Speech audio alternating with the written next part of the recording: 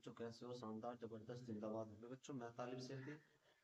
आज हमारे पास class 10th की चैप्टर नंबर 1 की बच्चों जो हमारी सीरीज चल रही थी, उस चैप्टर का नाम है रासायनिक अभिक्रिया एवं समीकरण। पहला चैप्टर था हमारे पास। और चैप्टर नंबर 1 में बच्चों आप लोगों ने पहली वीडियो अच्छे तरीके से करी भी होगी, बेहतर तरीके से। बेसिक बात थी बच्चों। आज जो होगी, आज ये मान के चलो कि आज जो होगा हमारा चैप्टर नंबर 1 स्टार्ट होगा। और आज दूसरा दिन है। अगर आप लोगों ने पहला चैप्टर, पहली वीडियो नहीं देखी तो बच्चों उसे शानदार तरीके से, बेहतर तरीके से, आराम से, पेशेंस के साथ में बच्चों देखना। बहुत सारे बच्चों कमेंट आ रहे थे कि सर भैया जी कि आप लोग की जो ना आवाज बहुत कम आ रही है। तो बच्चों आराम से देखना, पेशेंस के साथ में देखना है।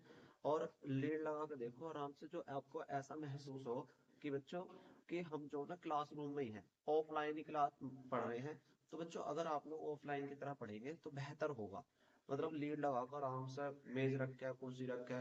और एक बात और याद रखनी बच्चों, जब भी आप लोग वीडियो देखा करें, किसी भी टीचर की वीडियो देखा करें, तो बच्चों सबसे पहले ये बात होनी चाहिए कि हमारे जो है ना सामने एक तो मेज होनी चाहिए, मेज पे रखे हुए होने चाहिए रफ और कॉपी। और बच्चों हमारे पास रफ, जिसमें आप लोग रफ काम करते हैं, या नोट्स जो आप लोग नोट्स अच्छे तरीके से बना रहे, नोट्स ब्लू पेन और ब्लैक पेन आप लोगों के सामने होने चाहिए।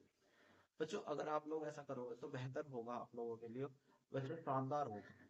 तो बच्चों आज जो होगा हमारे पास, वो स्टार्ट होगा चैप्टर नंबर 1 क्लास 10 की। एनसीईआरटी पे बेस है बच्चों, एनसीईआरटी बुक है पूरी आप लोगों की। तो सबसे पहले जो मैंने लिखी थी रासायनिक समीकरण, सबसे पहले हेडिंग होगी आप लोगों को दिख रही होगी, रासायनिक समीकरण। किसी रासायनिक अभिक्रिया को अभिकारक एवं, बेटे अभिकारक अभी बताऊंगा मैं, लिखवा भी रखे हैं, लिख भी रखा अभिकारक किसे बोलते हैं। अभिकारक एवं उत्पाद के प्रतीक, बच्चों प्रतीक सिंबल व रासायनिक सूत्रों का प्रयोग करके उन्हें प्रदर्शित करना रासायनिक समीकरण कहलाई जाता है बच्चों। तो रासायनिक समीकरण आप लोगों को समझ में आई होगी बच्चों। ये मैंने बताया था, रासायनिक समीकरण किसे कहता है? किसी रासायनिक अभिक्रिया को अभिकार को एवं उत्पाद के, बच्चों अभिकारक एवं उत्पाद के प्रतीक व रासायनिक सूत्रों का प्रयोग करके उन्हें प्रदर्शित करना क्या कहलाई जाता है बच्चों? रासायनिक समीकरण कहलाए जाता है बच्चों। आप लोगों ने, मैंने कल आप लोगों को दिखाए भी होंगे प्रतीक के, हाइड्रोजन का प्रतीक H होकर है, तो उनके या तो प्रतीक या उनके सूत्र, बच्चों सूत्र भी बनाने सिखाए थे मैंने, आप लोगों ने बेहतर तरीके से उन्हें बनाए भी होंगे। अगर बच्चों नहीं बनाए तो बच्चों पेशेंस के साथ में आराम से, बढ़िया तरीके से आप लोगों ने बेहतर तरीके से तैयार करेंगे। अगर आप लोग केमिस्ट्री को बेहतर तरीके से, अच्छे तरीके से पढ़ना चाह रहे हो तो बच्चों उन फॉर्मूलाज को, जो मैंने फॉर्मूले बनाने सिखाए थे, तो बच्चों उन्हें जो है आप लोगों को बेहतर तरीके से सीखना होगा और बेहतर तरीके से उन्हें याद करना होगा। तो अब जो हो रहा है बच्चों, जैसे एग्जांपल के तौर पर मैंने लिखा Zn प्लस HCl है, तो क्या बनेगा बच्चों? ZnCl2 बनेगा, प्लस में क्या बनेगा बच्चों? Hydrogen gas. अब बच्चों ये जो है, ये तो प्रतीक होगा ये Zn जिंक का। ये HCl क्या हो जाएगा बच्चों? हाइड्रोक्लोरिक अम्ल का एक सूत्र होगा, ये एक सूत्र होगा। और ये क्या होगा बच्चों? हाइड्रोजन। इधर वाले को जो बोलते हैं बच्चों लेफ्ट हैंड साइड में, ये जो अभिक्रिया में भाग लेते हैं, जो पदार्थ अभिक्रिया के इधर, यानी कि लेफ्ट हैंड साइड की तरफ लिखे जाते हैं, इधर वाले की तरफ लिखे जाते हैं, ऐसे पदार्थ जो रासायनिक अभिक्रिया में भाग ले रहे हैं, तो इन पदार्थों को जो बोला जाता है बच्चों अभिकारक बोलते हैं, रिएक्टेंट बोलते हैं। और बच्चों जो इधर बनकर तैयार हो रहे हैं, ऐसे पदार्थ जो रासायनिक अभिक्रिया के संपूर्ण होने पर प्राप्त होते हैं, बच्चों पूरी होने के बाद में ये प्राप्त हुआ, तो बच्चों इसे जो बोलते हैं बेटे प्रोडक्ट बोलते हैं, उत्पाद बोलते हैं। जैसे एग्जाम्पल के तौर पर बच्चों आप लोगों ने, मतलब ऐसा मान के चलो कि आपके पास आपकी मम्मी ने, बच्चों जब सुबह सुबह उठते हो आप, तो चाय बना रहे हैं। तो चाय बनाने में जैसे सबसे पहले उन्होंने चाय, पानी लिया, चाय की पत्ती ली, चीनी ली, दूध लिया, तो वो सारे के सारे जो कहलाए जाएंगे, वे कहलाए जाएंगे बच्चों क्या? अभिकारक। उनसे जो बनकर तैयार होगा एक प्रोडक्ट जो तैयार होगा, वो चाय होगा, तो उसे बोलेंगे मतलब साइंस की भाषा में उत्पाद। तो याद रखा जाएगा, जैसा आप लोगों के सामने कोई एक रैपर भी होकर है, किसी भी चीज का रैपर होकर है, तो उस पर एक क्वांटिटी लिखी रहता है कि भैया हमने नमक इतने ग्राम के रखा, जीरा इतने ग्राम के रखा। जैसे आप लोग देखते होंगे कोई भी एक, मतलब कोई जैसे सतमोला का पैकेट होगा, तो इस टाइप का जो आपका वो है, तो वे सारे के सारे जो कहलाए जाते हैं अभिकारक। और उनसे जो बन के एक गोली आप लोगों के सामने देती, तो वो कहलाए जाते हैं बच्चों क्या? उत्पाद। ऐसा रहेगा। तो बच्चों ऐसे मैंने परिभाषा में लिख रखे, ऐसे पदार्थ जो रासायनिक अभिक्रिया में भाग लेते हैं, इधर वाले रासायनिक अभिक्रिया में भाग लेने वाले पदार्थों को क्या कहा जाता है बच्चों? अभिकारक कहते हैं। उत्पाद किसे कैसे कहते हैं? ऐसे पदार्थ जो रासायनिक अभिक्रिया के संपूर्ण होने पर प्राप्त होता है, उत्पाद कहलाते हैं। ठीक है बच्चों, आ रहा समझ में? बेहतर तरीके से आ भी रहा होगा बच्चों। और बच्चों जिसने पहली वीडियो नहीं देखी वो बेहतर तरीके से बच्चों, शानदार तरीके से उन्हें देखने की कोशिश करेंगे आराम से, पेशेंस के साथ में। जिसको समझ ना आए तो बच्चों तो नोट्स अपने अच्छे तरीके से बना करें, और जिसको समझ ना आवे तो बच्चों से थोड़ा सा कमेंट करके बताना कि सर हमें यहाँ से समझ में ना आ रहा, और फीडबैक जरूर दिया करो बच्चों वीडियो में। अगर आप लोग ये बात बताओगे कि सर हमें बहुत अच्छा समझ आ रहा है या नहीं आ रहा, तो बच्चों मुझे पता चलेगा कि आप लोग कितना अच्छे तरीके से पढ़ पा रहे हो, कितने तरीके से नहीं पढ़ पा रहे। तो अब आ रहा है बच्चों संतुलित रासायनिक समीकरण। संतुलित बैलेंस समीकरण, रासायनिक समीकरण किसे बोलते हैं? वह रासायनिक समीकरण। संतुलित रासायनिक समीकरण किसे बोलते हैं? वह रासायनिक समीकरण जिसमें विभिन्न तत्वों के परमाणुओं की संख्या अभिकारक व उत्पाद दोनों पक्षों में समान होती है। बच्चों क्या कहने जा रहा है बच्चों? अच्छा, मैं अभिकारक का इधर वाले जो होंगे बच्चों, ये तो होंगे सारे के सारे, एग्जाम्पल भी लिख रखा है बच्चों। इधर वाले जो होंगे वो क्या होंगे बच्चों? अभिकारक होंगे। और इधर वाले जो होंगे बच्चों क्या होंगे? तुम्हारे उत्पाद। संतुलित रासायनिक समीकरण वह रासायनिक समीकरण जिसमें विभिन्न तत्वों के परमाणुओं की संख्या अभिकारक व उत्पाद दोनों पक्षों में समान होती है। मतलब जैसे इसमें देखा जाए तो जिंक कितने हैं बच्चों? तुम्हारे पास एक है। और इधर भी कितना है बच्चों? एक। एच कितने हैं बच्चों? तुम्हारे पास दो। यहाँ देखो, यहाँ ध्यान से, हाँ एच कितने हैं बच्चों? तुम्हारे पास दो। तुम क्या होगा भाई? हाँ एक लगाना, तो इस वजह से ये एक है। एच कितने हैं बच्चों? इधर तुम्हारे पास दो। तो एच कितने तुम्हारे पास? दो। SO4 पूरा देखेंगे, SO4 कितना बच्चे? एक। और इधर भी SO4 पूरा एक है बेटे, पूरा। तो इधर भी कितना है? एक। तो ये क्या कहला जाएंगे? ये कहला जाएगी बच्चों कौन सी समीकरण? ये कहला जाएगी संतुलित रासायनिक समीकरण। अब और मैं एग्जांपल आप लोगों को दिखाता हूँ बच्चों, ध्यान से देखना। जैसे और एग्जांपल लिखूंगा बच्चों हमें, जैसे H2 प्लस Cl2L बनकर तैयार होगा बच्चों, जैसे HC, है ना? ये बताऊंगा अभी बच्चों। H का मतलब क्या है? हाइड्रोजन कितने बच्चों तुम्हारे पास? दो। इधर कितने बच्चों तुम्हारे पास? एक। तो इधर कितने लिखने होंगे बच्चों? यहाँ एक है, यहाँ एक एक। तो इधर कितने लगाने होंगे बच्चों? दो। जब भी गुना करोगे तो आप लोग इधर से गुना करोगे, तो H कितने होंगे तुम्हारे पास? दो। और H कितने होंगे? दो। इसका मतलब H ही ना हुए दो। इसका मतलब यहाँ एक है ना बच्चों, एक दूनी कितना होगा? दो। तो Cl भी मेरे से दो ही हो गए, और Cl भी कितने हो गए? दो। अब ये समीकरण जो थी, अब अगर मैं ऐसा ना लगाऊं तो ये समीकरण कहलाया जा रहा है कंकाली रासायनिक समीकरण। जो समीकरण संतुलित नहीं होती, जैसे ये वाली समीकरण है, जिंक एक है, इधर भी एक है, एच कितने बेटे? एक। इधर कितने हैं? दो। तो गड़बड़ हो रही है ना, एच इधर एक है, इधर दो है, तो इसे कहेंगे कंकाली रासायनिक समीकरण। बच्चों इस वाली समीकरण को कौन सी समीकरण कहेंगे? जैसे जिंक है, इधर भी एक है, इधर भी एक है, एच कितने बेटे? दो। इधर भी कितने? दो। SO4 कितना? एक। इधर भी कितना है? एक। तो इस अभिक्रिया को कहेंगे बच्चों कौन सी अभिक्रिया? संतुलित रासायनिक समीकरण। अब इस वाली अभिक्रिया को अब क्या कहोगे बच्चों? कंकाली रासायनिक समीकरण। क्यों? क्योंकि इधर H कितने हैं बेटे? दो। इधर कितने हैं? एक। Cl कितने हैं बच्चों? दो। इधर कितने हैं? एक। तो इधर भी किससे गुना करनी होगी आप लोगों को? दो से गुना करनी पड़ेगी। तो H कितने हो गए बच्चों तुम्हारे पास? यहाँ दो। ध्यान से देखो इधर, H कितने हो गए? दो। H कितने हो गए? दो। Cl कितने हो गए? दो। Cl कितने हो गए? दो। बड़ा बेहतरीन क्वेश्चन, मतलब बड़ा बेहतरीन समीकरण संतुलित के लिए आप लोगों से क्वेश्चन पूछा जा सकता। अगर ना भी पूछा जा सकता तो बच्चों आप लोगों को पता होना चाहिए कि समीकरण, रासायनिक समीकरण संतुलित कैसे करते हैं, कैसे करते हैं, क्यों करते हैं। और बच्चों मैंने तुम्हें बताया भी हाँ क्यों करते हैं, क्योंकि वह रासायनिक समीकरण जिसमें विभिन्न तत्वों के परमाणु की संख्या तो अभिकारक व उत्पाद के दोनों पक्षों में समान हो जाए, इसलिए बच्चों हम रासायनिक समीकरण को क्या करते हैं बच्चों? संतुलित करते हैं। बच्चों एक बात याद रखनी है, जैसे मैं तुमसे कहने लगूं, जैसे मेरे पास इधर तो है H2 हाइड्रोजन, और इधर क्या है बेटे? Oxygen, arrow. तो इधर क्या बनेगा बच्चों? याद रखना हमारे पास दो ही परमाणु गैस हुआ करें, कितनी? 6। अगर ये कभी भी इकली आ रही है, जैसा हाइड्रोजन इकला आ रहा है बच्चों, हाइड्रोजन इकला, तो बेटे हाइड्रोजन को H ना लिखूंगा, H2 लिखूंगा। याद रखा जा रहा, हाइड्रोजन को इकला नहीं लिखा जाने का, हाइड्रोजन को H2 लिखूंगा। कहीं बच्चों O आ रहा तो O नहीं लिखूंगा बच्चों, O2 लिखूंगा, ऑक्सीजन। कहीं Cl आ रहा है अगला तो Cl2 लिखूंगा। Br आ रहा तो Br2 लिखूंगा। I आ रहा तो I2 लिखूंगा। N आ रहा तो बच्चों क्या लिखूंगा? N2। ये जो हो गया बच्चों हमारे पास द्विपरमाणु गैस हुआ करे, द्विपरमाणु मतलब होगा इसमें परमाणु की संख्या जो हो रहा है बच्चों कितनी हो रहा है, 2 हो रहा है। तो हाइड्रोजन बच्चों हमेशा अगर जैसे इकला आ रहा ना, देख लो इकला एक ही आ रहा, बस सिंगल इकला आ रहा, तो H2 लिखा जाएगा। ऑक्सीजन इकला आ रहा तो O2 लिखा जाएगा। अब आप लोग और सर यहाँ तो आपने एक साथ ना लिखा भेज दिया सर। बच्चों जब भी दो एक साथ आएंगे तो फिर लिखा जाएगा प्लस और माइनस के आधार पर। जैसे H के ऊपर एक प्लस बताया था कल, हाइड्रोजन के ऊपर एक प्लस का होकर याद करना अपने वाले बात को कि हाइड्रोजन के ऊपर कितने प्लस के हुआ करा है, एक। और Cl के ऊपर कितने हो रहे हैं बच्चों, एक। एक माइनस का एक प्लस का बैठ गया, आपस में क्या बन गई बच्चों, अभिक्रिया बन गई। तो H2 प्लस O2 एक साथ करके लिख दो, H H2O। अब तुम कहोगे जी H2O कैसा आया, H2O कैसा आया, क्योंकि सर H के ऊपर एक प्लस होता है और ऑक्सीजन के ऊपर दो माइनस, तो इसके जो दो हैं वे यहाँ आ गए, इसका जो एक है वो यहाँ होगा, तो इसका मतलब होगा H2O। H2O बना किसके आधार पर बना बच्चों, प्लस और माइनस के आधार पर।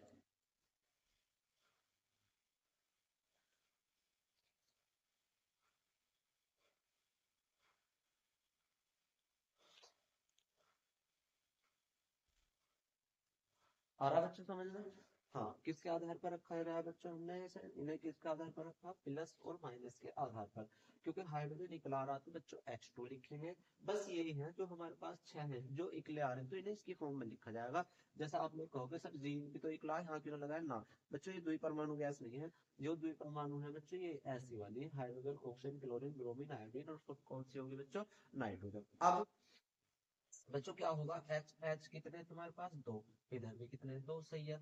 ऑक्सीजन कितने बच्चे तुम्हारे पास, दो। और यहाँ ऑक्सीजन कितने बच्चे, यहाँ देखो यहाँ कितने हैं ऑक्सीजन, एक। तो इधर भी दो ही तो करने होंगे मुझे, तो जब दो करूंगा तो हाइड्रोजन दो है, हाइड्रोजन दो है, ऑक्सीजन दो है, इधर दो, तो दो ना है, इधर एक है, तो दो से गुना करनी पड़ेगी अपने पास से। जब दो से गुना करिए तो सबकी गुना होगी, दो एकम दो, दो एकम दो, ऑक्सीजन हो गए बेटे दो। अब हाइड्रोजन कितने बच्चों मेरे पास, इधर दो दूनी कितने होंगे, चार। और इधर तो दो थे तो इधर भी चार ही करने होंगे, तो मैंने दो से यहाँ क्या कर दी बच्चों, इसमें मल्टीप्लाई कर दी, तो दो दूना कितना होगा बच्चों, चार होगा। तो ऐसे समीकरण संतुलित करनी है आप लोगों को कि ऐसा दे देगा तो बच्चों समीकरण संतुलित करिए। अब तो आप लोगों ने बेहतर तरीके से सीखी भी होगी। अभी कुछ कुछ बच्चों को आई नहीं होगी बच्चों, मैं ध्यान से और देखता हूँ बच्चों। जैसे मैं कहने लगूँ Z plus HCl arrow ZnCl2 plus N। तुम कहोगे तुम्हें कैसा पता चल रही है, जब आप लोग इस चैप्टर को कंप्लीट पढ़ लोगे, जिससे अगला वाला चैप्टर पढ़ लोगे, तो तुम अभी क्रिया को आसान तरीके से बेहतर तरीके से तैयार कर सकते हो। बच्चों अब तो समीकरण संतुलित करनी सिखा रहा हूँ, बस समीकरण संतुलित। अब ये मत सोचना कि समीकरण बन कैसे नहीं है बच्चों, बनानी थोड़ी मतलब या तो अगले चैप्टर में होंगी बनानी समीकरण संतुलित, मतलब समीकरण बनानी, और इस चैप्टर में भी होंगी थोड़ी बहुत बनाने के लिए, रासायनिक अभिक्रिया के प्रकार भी लिख रखे, तो वो हम हमेशा वहां देखी जाएगी बच्चों कैसे कैसे करेंगे। बच्चों अब हमें बस बैलेंस करके दिखानी है कि बैलेंस होगी बच्चों। एच देखो दो इकला आ रहा हो ना, देख लो इकला आ रहा तो H2, यहाँ एक साथ आ रहा तो बच्चों प्लस और माइनस के आधार पर, इसके ऊपर H के ऊपर प्लस, देख लो पीछे की तरफ खोल लो पीछे जल्दी से, H के ऊपर है ना है एक प्लस, Cl के ऊपर एक माइनस है। और मैंने कल बताया था बच्चों क्या, कि अगर किसी के ऊपर जितने प्लस हो उतने ही माइनस हो तो वो आपस में हटा दो, तो उन्हें हटा दो, तो फिर लिखा कौन बचना, बस वो बचे क्या, HCl, सिंगल सिंगल बचा HCl। अब क्या होगा, जिंक एक है, इधर भी कितना है बेटे, एक है, सही है, बहुत बढ़िया। H कितने हैं बच्चे, H कितने हैं, दो। इधर सॉरी एक है, और इधर कितने हैं बच्चों, दो। Cl कितना है इधर, एक, एक है यहाँ, एक लगा हुआ, एक। तो यहाँ भी Cl कितने हैं बच्चे, दो। तो Cl भी पूरे करने हैं, H भी पूरे करने हैं, किधर कम है, किधर, इधर कमी है H की, या इधर कमी है, तो आप लोग कहोगे भैया जी इधर कमी है, क्योंकि H तो कम इधर है, जिधर कमी होगी उतने गुना उधर ही करेंगे।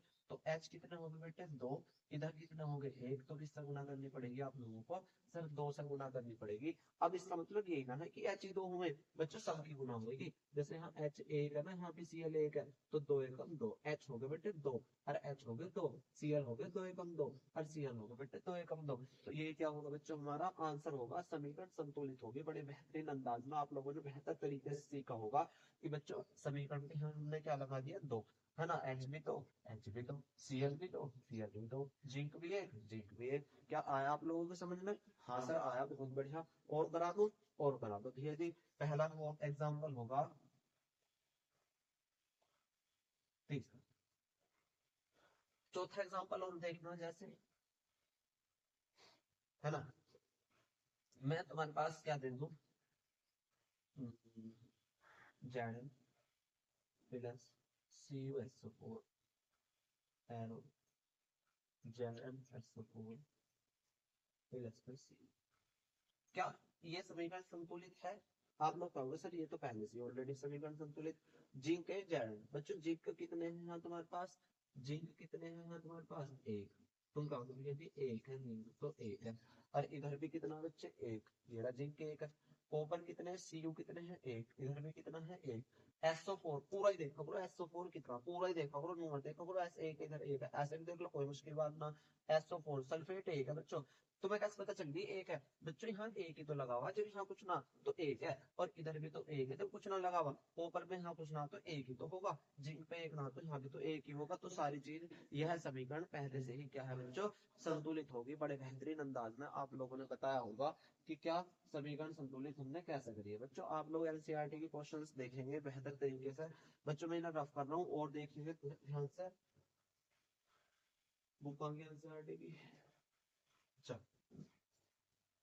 एनसीईआरटी बुक में सही है बच्चों ये, मतलब ज्यादातर। और देखो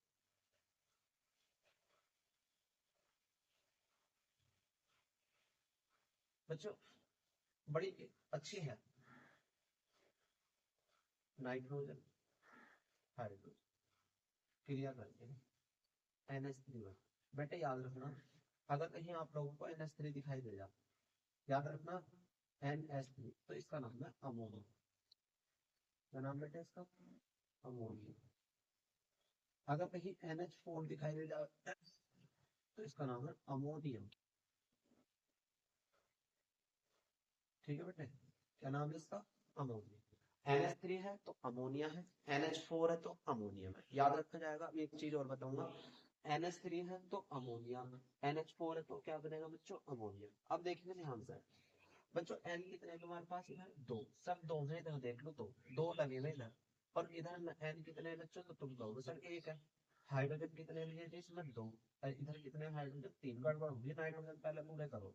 नाइट्रोजन अब आप लोग पूरे करोगे तो नाइट्रोजन में सर दो, और इधर कितने हैं बच्चों? एक। तो किधर से मल्टीप्लाई करता हूँ मैं? दो से, क्योंकि नाइट्रोजन में यहाँ एक है तो एक की गुना दो में करूंगा तो एक दो में दो हो जाएगा, गुना करनी है सब में। दो, दो एकम दो। अब जब मैं इसकी गुना, क्या हाइड्रोजन तीन होंगे? तो तुम कहोगे भैया जी तीन नहीं होंगे, इधर तीन दूनी छह होंगे, तीन से गुना करनी है। तो हाइड्रोजन आप लोगों के पास छह है। कितने हैं बच्चों तुम्हारे पास हाइड्रोजन? कितने हैं? छह। तीन दूनी कितने हो गए बच्चों? छह। थोड़े से ध्यान के साथ अगर जुड़े रहोगे तो समीकरण संतुलित करनी आप लोगों का बेहतर तरीके से होगी, अच्छे तरीके से होगी। पर पेशेंस के साथ में पहले देखनी है वीडियो को अच्छे तरीके से, उसके बाद में तुम्हें बाद में करनी है। मैं क्या कह रहा हूँ, नाइट्रोजन सर कितने हैं? इधर एक दो, और इधर कितने थे? एक। अभी अभी ही इसके ऊपर लगाने से पहले नाइट्रोजन कितने थे सर? एक था। तो मैंने क्या काम कराया, नाइट्रोजन इधर कम है इधर कम है, तो तुम कहोगे सर इधर कम है नाइट्रोजन, तो इधर तो मुझे करने की जरूरत ही ना, भैया बैलेंस करने के लिए कम है। बच्चों जब तुम्हारे पास तराजू होगा, तराजू में 1 किलो इधर बाट रखा रहा है और इधर कुछ सामान रखा रहा है, तो पूरा करने के लिए 1 किलो पूरा करने के लिए किधर करोगे? जिधर जिस वस्तु की जो क्वांटिटी कम है उस पर तुम वो चीज पूरी करोगे। जैसे इधर 1 किलो का बाट रखा है, इधर तो पूरी करनी ना। इधर आप लोगों को 1 किलो चीनी पूरी करनी है, तो अगर उस पर चीनी कम रहेगी तो उस पर तो रखोगे तुम दोबारा चीनी 1 किलो पूरी करने के लिए। तो जिधर कम हो गया बच्चों उधर ही तो करोगे तुम। इधर तो पूरे नाइट्रोजन ज्यादा है, इधर नाइट्रोजन एक है, तो बच्चों किससे मल्टीप्लाई करनी होगी आप लोगों को? तो सर दो से गुना करनी होगी भैया जी। नाइट्रोजन हो गए दो बच्चों, दो एकम दो हो गए, और हाइड्रोजन तीन दूनी छह हो गए, हाइड्रोजन तीन दूनी छह हो गए, और हाइड्रोजन दो हो गए। तो मुझे इधर भी छह करने, तो दो में ऐसा पहाड़ा पड़ना जो छह आ जावे। तो सर आप कहोगे सर दो दिया कितने हो गए? छह। क्या कंपेयर हुई बच्चों? क्या बैलेंस हुई तुम्हारी समीकरण? तो तुम कहोगे भैया जी बिल्कुल होगी। नाइट्रोजन दो थे, इधर भी नाइट्रोजन दो हो गए, एक दूनी दो। हाइड्रोजन तीन दूनी छह थे, और इधर भी हाइड्रोजन मेरे से कितने हो गए? तीन दूनी छह। बच्चों बहुत बेहतर अंदाज में आप लोगों ने सीखा होगा।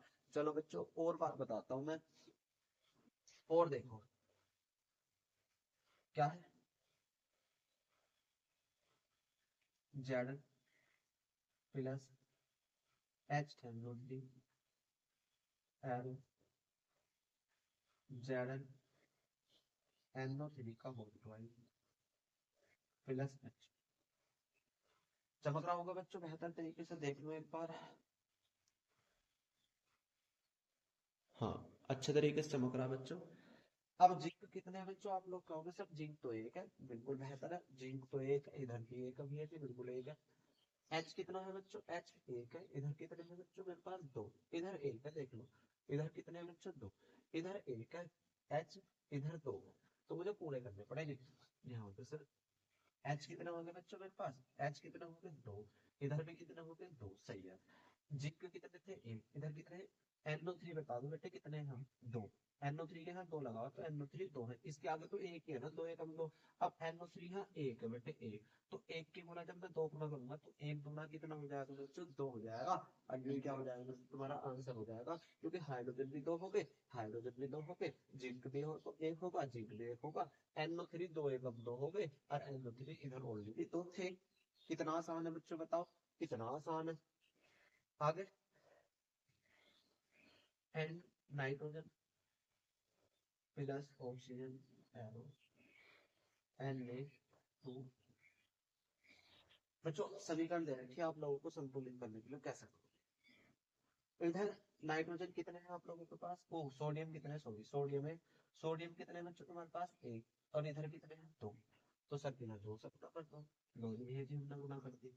अब ये गड़बड़ हो रही है ऑक्सीजन के साथ, ऑक्सीजन कितने बच्चों तुम्हारे पास दो, इधर कितने हैं बच्चों, ये इसके हैं, यहाँ होते तब गुना होती, ये जो है यहाँ एक लगा हुआ, एक एक की गुना दो, एक की गुना एक में करेंगे तो एक गुना एक होगा, तो ऑक्सीजन मुझे दो पद में, इधर बच्चों एक है, तो मुझे किससे गुना करनी होगी, इधर इधर गुना करनी होगी सर दो से, ये दो से गुना कर दी, क्योंकि ऑक्सीजन की गुना दो, एक की गुना दो में करूंगा तो एक गुना दो हो जाएगा, है ना। एन कितने हो जाएंगे बच्चों दो, और इधर एन चार हो गए बच्चों, दो दूनी चार, तो गड़बड़ होगी, यहाँ से घटाना पड़ेगा यू, तो यहाँ कितने लगाने पड़ेंगे सर, चार लगाने पड़ेंगे, तो देख लो सोडियम इधर चार है तो इधर भी चार ही होंगे, दो दूनी चार, ऑक्सीजन एक दो है तो इधर भी दो ही होंगे बच्चों, एक की गुना दो में, तो एक दूनी दो।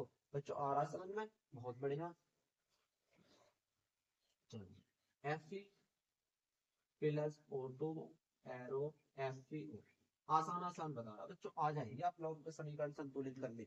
चलो Fe कितने, ऑक्सीजन कितने बच्चों तुम्हारे पास दो, इधर कितने हैं एक, तो इसे पूरी करो, Fe एक है, इधर भी एक है, ठीक है। ऑक्सीजन कितने हैं दो, इधर कितने हैं बच्चों एक, तो किससे मल्टीप्लाई कर दो, इधर दो से मल्टीप्लाई कर दो भैया, Fe हो गए दो, Fe हो गए एक, इधर दो से मल्टीप्लाई कर दो, तो Fe हो गए दो, Fe हो गए दो, ऑक्सीजन हो गए दो, ऑक्सीजन हो गए दो, ये क्या होगा बच्चों हमारा आंसर।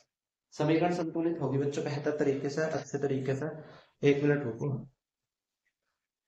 बच्चों, आया समझ में, Fe कितने हैं दो, इधर कितने हैं दो, ऑक्सीजन कितने हैं दो, ऑक्सीजन कितने दो। बच्चों अच्छे तरीके से आप लोगों ने सीखा भी होगा, बेहतर तरीके से सीखा भी होगा। बच्चों एक चीज और याद रखनी है बच्चों, जैसे कहीं एक मिल जाएगा, एक एक संख्या तो केमिस्ट्री की भाषा में से मोनो बोलते हैं, दो को क्या बोलते हैं बेटे डाई, है ना, तीन को क्या बोलते हैं मेरे से ट्राई, चार को क्या बोलते हैं बेटे टेट्रा, पांच को पेंटा, ठीक है। तीन तक याद रख लो आप लोग, एक को मोनो, दो को डाई, तीन को ट्राई, याद रखोगे। एक को क्या बोलते हैं केमिस्ट्री की भाषा में मोनो, दो को क्या बोलते हैं बच्चों डाई, तीन को क्या बोलते हैं ट्राई। जैसे आप लोग के सामने मिल जाए एग्जाम्पल लिखा हुआ, इसे मैं रख दूंगा, ध्यान से देखना बच्चों अच्छे तरीके से। एक को क्या बोलते हैं बच्चों मोनो, और घबराना नहीं है, जब तक तालिब खड़ा है दिक्कत मत मानना, समीकरण संतुलित करनी आप लोगों पर आएगी, ध्यान रखना अभी तो हमारी शुरुआत है। अगर आप लोगों पे यहाँ एक 100 में से जितनी मैंने विक्रिया समझाई 100% में भी अगर 3-4% भी आप लोगों को समझ में आया है तो बहुत बेहतर बात है। जब हम इस चैप्टर में केमिस्ट्री पूरी कर रहे होंगे तो आप लोगों पे बेहतर तरीके से समीकरण संतुलित करनी होगी, आ रही होगी बच्चों। तो देखो ध्यान से, जैसे CO1 मिला, वन को ना, तो इसका नाम है कार्बन, ऐसे लिखेंगे कार्बन,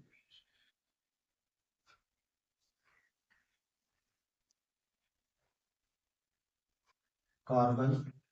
एक को क्या बोलते हैं अभी तो बताया था मोनो, कार्बन मोनो ऑक्साइड, कितना आसान होगा बच्चों। अगर CO1 लिखा हुआ तो इसका नाम क्या बनेगा, कार्बन मोनोऑक्साइड। CO2, CO2 का मतलब, C का मतलब क्या होता है कार्बन, कार्बन, दो का मतलब क्या होता है बेटे डाई, और O का मतलब क्या होता है ऑक्साइड,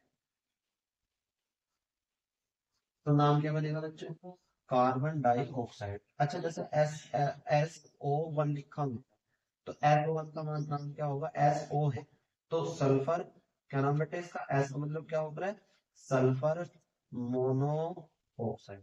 आ रहा समझना, मोनोऑक्साइड। अच्छा ऐसा मिल जाए बेटे, ऐसे ध्यान से देखो बच्चे, देखो SO2 मिल जाएगा, वही लिखा हुआ है, तो इसका नाम लिखेगा सल्फर डाई ऑक्साइड। कोई मुश्किल, कोई परेशानी, हाँ मिलना चाहिए। अच्छा चलो जैसे NO2 लिखा हुआ, चलो इसका नाम बताओ। NO2 का नाइट्रोजन है ना, नाइट्रोजन, नाइट्रोजन डाई, डाई मतलब दो, है ना, दो, दो होगा। और होगा मतलब क्या होगा बेटा, कोई मुश्किल ऐसे नहीं।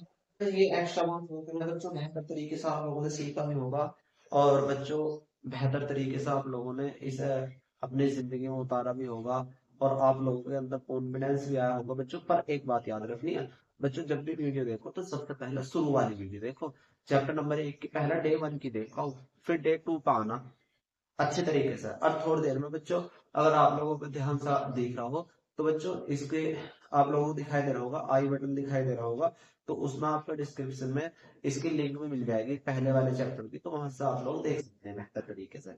बच्चों अगर बेहतर तरीके से देखोगे तो, शानदार तरीके से देखोगे तो उतना ही बेहतर होगा, उतना ही आप लोगों का कॉन्फिडेंस होगा। और बच्चों फिर कह रहा हूं मैं, अच्छी तरीके से कह रहा हूँ बच्चों, नोट्स बनाने हैं, नोट्स बनाने हैं, नोट्स बनाने, नोट्स बनाने, चाहे कुछ भी हो जाओ, दुनिया इधर से इधर हो जा, कभी भी केमिस्ट्री में छुट्टी नहीं करेंगे, पूरी वीडियो देखनी होगी हमें, जब भी हम पे केमिस्ट्री आ सकती है। अब बच्चों नया टॉपिक स्टार्ट होगा हमारा कल से, पर मैं यहाँ लिख रहा हूँ बच्चों, हमारा नया टॉपिक क्या होगा कल से स्टार्ट। अब बच्चों अभिक्रिया, रासायनिक अभिक्रिया के प्रकार होंगे हमारे, रासायनिक अभिक्रिया के प्रकार कितने हो गए, लगभग 9 के करीब हो गए। वैसे तो बहुत सारे हो गए, पर हम 10th क्लास में इन्हीं इन्हीं पढ़ेंगे। रासायनिक अभिक्रिया के प्रकार, सबसे पहला जो अभिक्रिया का प्रकार होगा, संयोजन अभिक्रिया होगा, या उसका नाम संयुग्मन भी होगा, या उसका नाम, तीसरा नाम योगात्मक अभिक्रिया भी होगा, तो तीन नाम है एक के। दूसरा वियोजन अभिक्रिया होगी, या अपघटन अभिक्रिया होगी। तीसरे नंबर पर उष्माक्षेपी, उष्माक्षेपी अभिक्रिया होगी। चौथे नंबर पर उष्माशोषी अभिक्रिया होगी। पांचवें नंबर पर विस्थापन अभिक्रिया होगी। द्विविस्थापन अभिक्रिया होगी। उपचयन उपचयन अभिक्रिया होगी। उपचयन अभिक्रिया होगी, या ऑक्सीकरण अभिक्रिया होगी। अपचयन अभिक्रिया होगी, रिडॉक्स अभिक्रिया होगी, या उपचयन अपचयन अभिक्रिया होगी।